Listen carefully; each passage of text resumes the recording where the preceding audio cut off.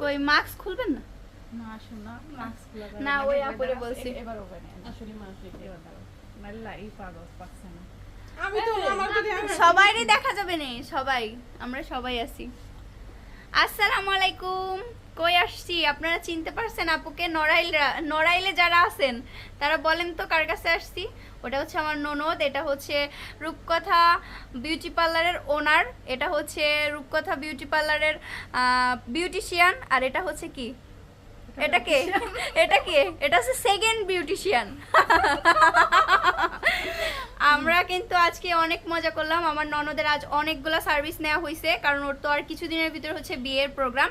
তো আজকে আমরা অনেকগুলা সার্ভিস নিলাম, আলহামদুলিল্লাহ অনেক ভালো লাগছে। আবার কিন্তু আসতেছি খুব দ্রুতই।